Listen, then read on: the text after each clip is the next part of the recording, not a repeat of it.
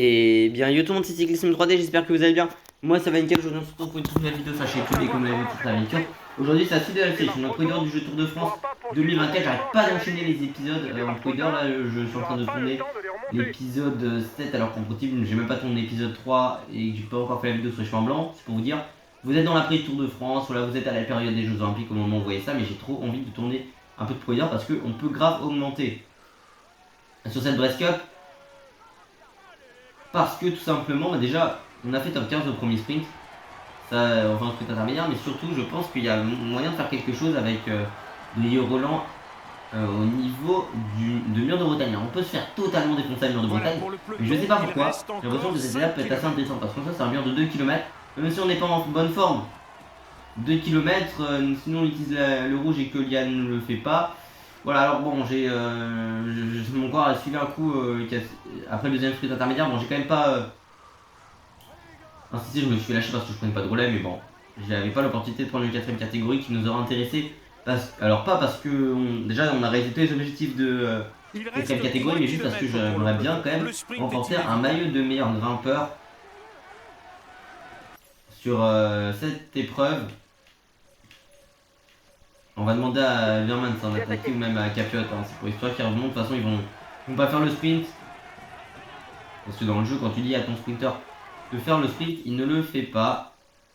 On peut même essayer, attends. Ok, je vais attaquer. Est-ce qu'ils vont venir se positionner pour le sprint? Je suis pas sûr. Alors, c'est qu'un virage, on le connaît, ce final, c'était la quatrième étape du Tour de France 2020. Je vais juste voir, si on a un truc, je vais refaire le sprint, voilà, sprinter. Nous, on va essayer d'y aller avec notre ami Brieux Roland. On est bien parti, l'accélération de Brieux Roland, peut-être ici sur ce sprint. Allez Brieux, allez, face à Cavendish Anielowski, peut-être, non, ça va être notre premier podium ou pas? Oui, premier podium dans notre carrière. Mais non, sur un sprint un peu houleux. On va chercher une troisième place sortie de nulle part sur cette Brest Cup. Quand je vous dis qu'on peut faire quelque chose sur cette épreuve, on va chercher un podium sur le premier sprint massif auquel on va participer.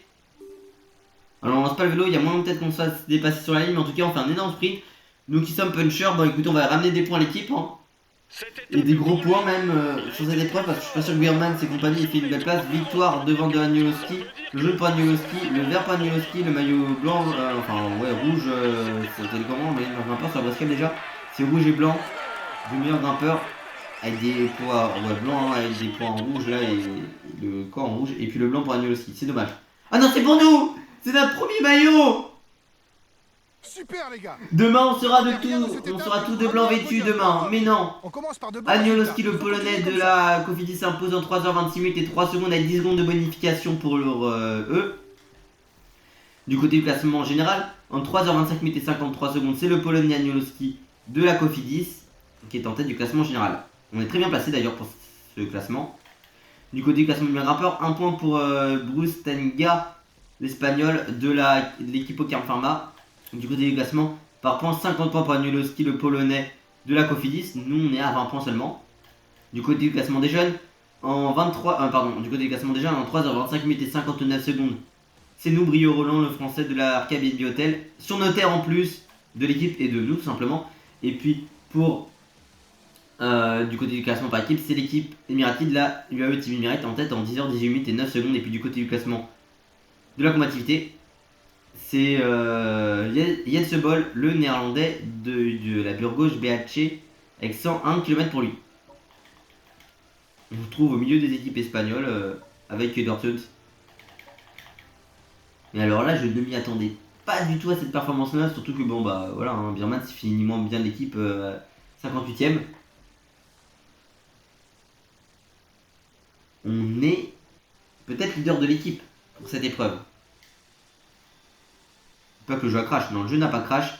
Plus 0 PPC, 311 PPC pour Matej Moric, le Slovène de la Bahreïn Victorious, par tout en tête du classement Pro Cycling individuel. Et en tête du classement Pro Cycling par équipe, plus 13 PPC, 896 PPC pour notre équipe française de l'Arca BNB Hotel. Commençons le briefing. Eh bien, très bien. Malheureusement, on va pas avoir de up après cette étape. Quoique, si en fait, vu qu'on aura tout simplement un plus en pleine, parce qu'on a terminé l'étape de pleine. Bon, là, ça peut potentiellement nous convenir ce mur de Bretagne-ci. Je vais pas vous cacher que là, on arrive déterminé sur cette Brest Cup avec l'opportunité déjà parce qu'on est sur nos terres. Et également, on a envie de faire plaisir au sponsor qui est venu nous dénicher sur le territoire breton. Mais on a surtout envie tout simplement de réaliser de très bons résultats et pourquoi pas d'aller s'imposer aujourd'hui. On est en mauvaise forme. Alors on a la récupération, hein, mais bon. On a pic de forme pour les Gébert. Alors ils ont mis quand même dans les favoris un Champoupou qui n'est pas là. Mais bon, nous c'est notre objectif d'aller à l'avant. Pas aujourd'hui, peut-être demain. Le problème c'est que demain on sera placé sur mon général. Mais bon, écoutez, et puis on va quand même se passer tout de suite parce qu'on est tous de blanc vêtus. On rappellera que le dernier vainqueur au sommet de Mur de Bretagne n'est autre que Mathieu. Bon, après les maillots c'est peut-être pas les plus beaux, ceux de la Brest. Mais bon, oh là là, notre premier maillot distinctif les gars. Parce que jusqu'ici on avait de la combativité sur Paris-Nice. On n'a pas pu le terminer parce qu'on a fini hors délai. Mais on est là, à côté de Tim Wellen, salut Tim. Oh là là, le flow, moi je dis l'intersidéral le flow.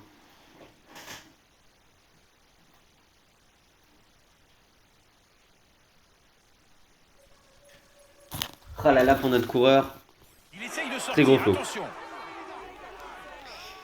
Allez, on est là pour le final de cette étape et je suis très content de vous retrouver aujourd'hui pour la suite de cette étape. Bon, écoutez, à un moment, je sais pas pourquoi, après le premier sprint intermédiaire, on prend que 2 points. On a Kelderman qui. Enfin, on accompagne Kelderman qui avait fait un petit barreau d'honneur. Mais bon, écoutez, par contre, vu que je suis un peu bête, j'ai quand même donné. Ce Rennes n'a rien donné, mais vu que je suis un peu bête, j'ai quand même donné tous les gels à mes coéquipiers. Donc pour Elie Gébert et pour Rodriguez, force à vous. Hein. C'est vrai qu'on pourrait recruter un Zingler en saison 2. Hein. Mais force à vous hein, si vous voulez faire quelque chose à l'avant. En tout cas, devant, ils ont fait une petite cassure. Est-ce qu'on ne serait pas le leader de l'équipe aujourd'hui? Moi, je vous pose la question avec Brieux. Parce que en vrai, Mur de Bretagne, déjà, on est sur nos terres. Donc déjà, ça aide. Bon, par contre, on est un peu devant le peloton, on est un peu en chasse-patate, surtout. C'est Luc Plap, il va faire l'effort pour nous, lui. Et les premiers entameront la côte finale. On est un peu surtout tout seul, là, on n'entend pas. Voilà, ça va être autour des Décathlon et compagnie de faire l'effort, ce sera pas nous. Hein. Aolar est parti. Il reste quand même 5 km avant l'arrivée à Mur de Bretagne. Enfin, Mur de Bretagne, c'est lui, c'est plutôt la côte de Mur de Bretagne. Enfin, le mur de Bretagne, que ça devrait s'appeler. Prochain virage à droite et nous y sommes. Le fameux Mur de Bretagne. Allez, en tout cas, nous on va essayer quand même de remonter. C'est le premier kilomètre qui sera le plus pentu. C'est une association qu'on connaît sur le Tour de France depuis 2011 et la victoire de Cadel Evans devant Alberto Contador. 2015 Vermoz, 2000, enfin peut-être, je crois pas qu'on doit prononcer le Z en restant pour son grand-père ou un truc comme ça. C'était ça l'histoire, je crois. Et 2018 Dan Martin et puis 2021 c'est un certain Mathieu Van Der Poel. Donc je pense que 2025 peut-être on y retournera. La dernière fois on allait en Bretagne sur le tour, on l'a escaladé, Mur de Bretagne, c'est 2 km 500 à 6,3% de temps moyenne. La première portion est beaucoup plus dure, le premier kilomètre. On s'est un peu fait gêner avec Brieux. Finalement on va peut-être pas jouer la victoire d'étape, hein. C'est parce qu'en vrai si tu prends le gel c'est un peu chill dans le final quand même. Écoutez, on va le prendre aujourd'hui quand même. Enfin on va le prendre en tout cas parce que bon. C'est que nous, contrairement à Stéos, on ne prend pas, on le prend. On peut-être pas jouer finalement la victoire hein, aujourd'hui. On a du mal quand même à avancer. Hein. Et devant, ils sont mes coéquipiers. Mais je crois qu'ils ont pas. Si, voilà, ils ont encore. Écoutez, les gars, attaquez tous. Bon, ouais, cette étape peut quand même nous convenir. Je pense que c'est surtout que là, il y a eu beaucoup de cassures au pied. De toute façon, mon pied, on y retournera l'année prochaine, hein, mais bon. On va essayer de passer en force.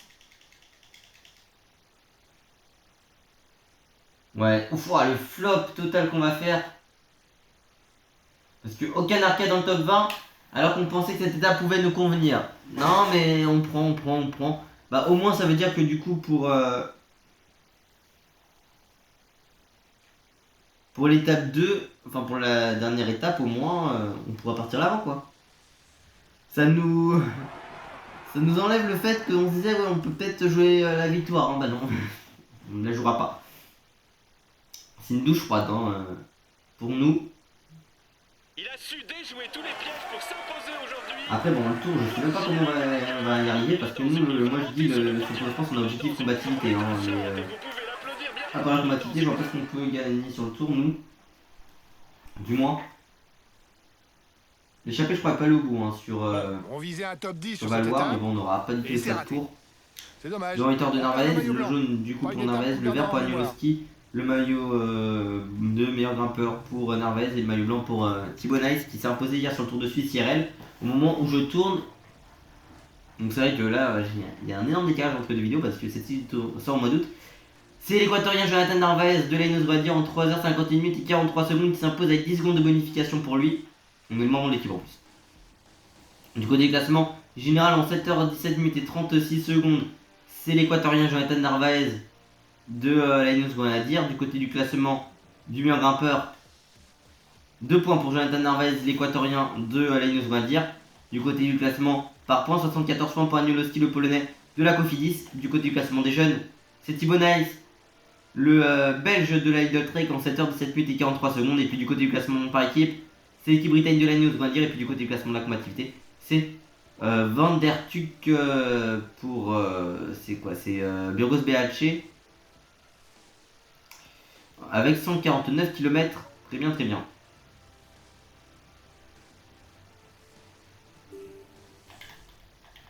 Mais la prochaine étape, on va essayer de jouer le maillot de meilleur grimpeur. Plus 0 PPC, 311 PPC pour Matej Moric, le Slovène de la Bahrain Viteros en tête du classement Pro Cycling individuel et en tête du classement Pro Cycling par équipe. Plus 0 PPC, 896 PPC pour notre équipe française de l'Arca BNB Hotel.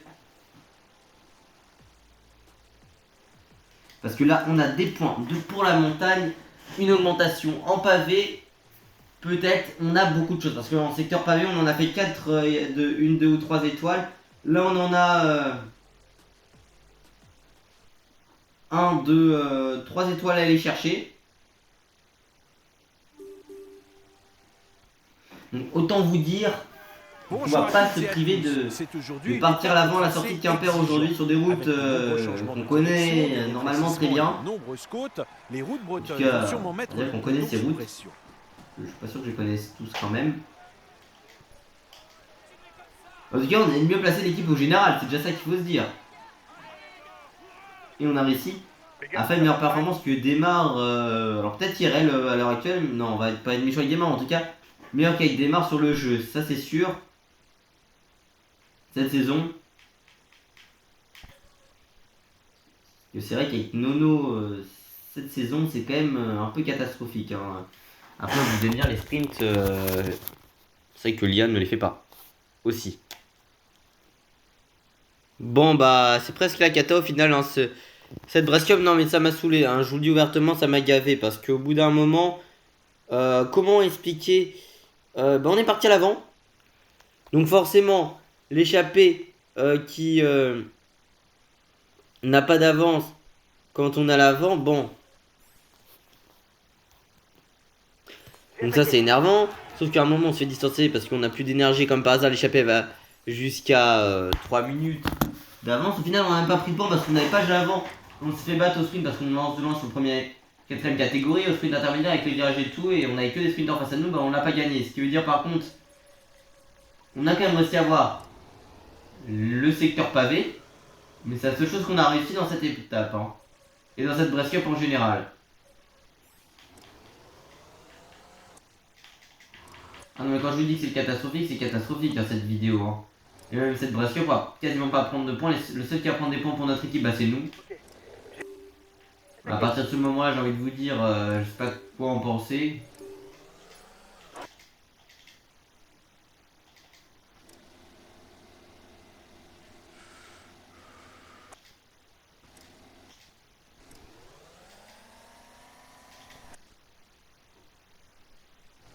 Tous les coups, ils vont même pas faire top 10 et pas faire le sprint, c'est de... Même pas 10ème. Ouhou, même pas 10ème sur 14. Ah non mais je suis désolé. Ils prennent même pas de points quasiment aujourd'hui, c'est trop relou à un moment cette équipe, je suis désolé. Il faudrait vraiment qu'ils corrigent ça en pro leader.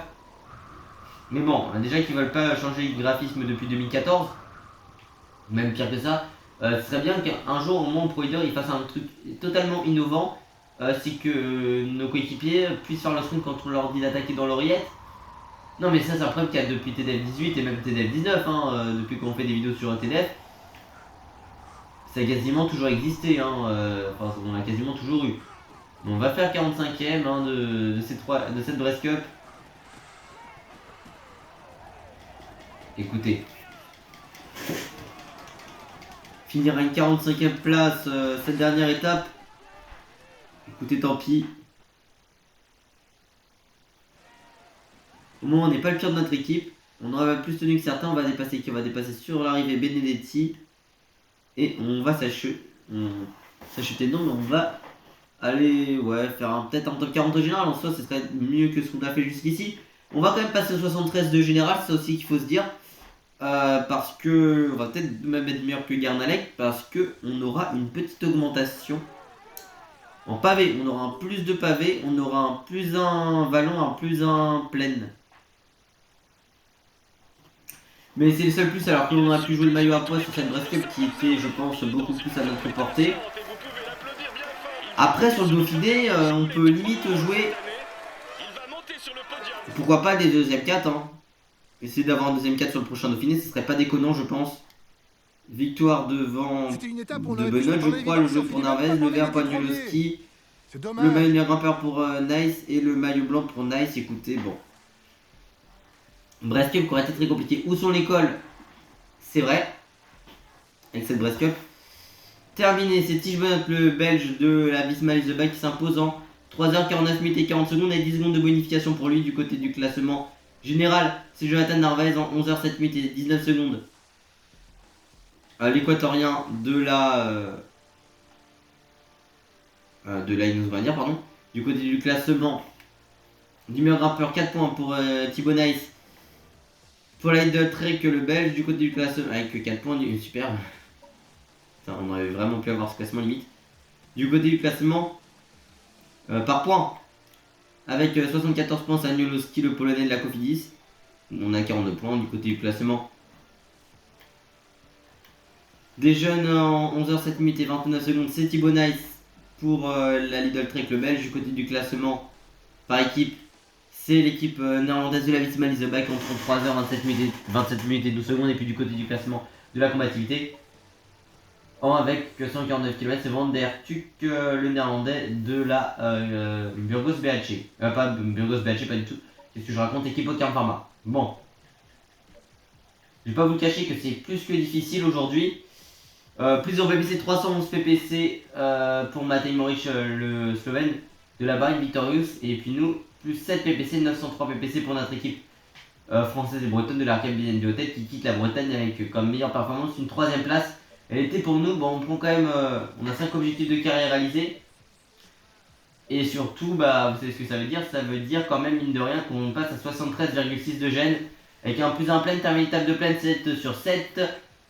On a plus 0, donc 65 pleines, 68 sprint, 70 accélération. 75 vallons, terminé étape de vallon 7 sur 7. Et on sera à 10 sur 10 avec... tout simplement le critérium du Dauphiné, donc on sera 76 vallons minimum avant le tour. J'ai minimum parce qu'on peut pourquoi pas essayer de ramener un deuxième catégorie, ce serait sympa.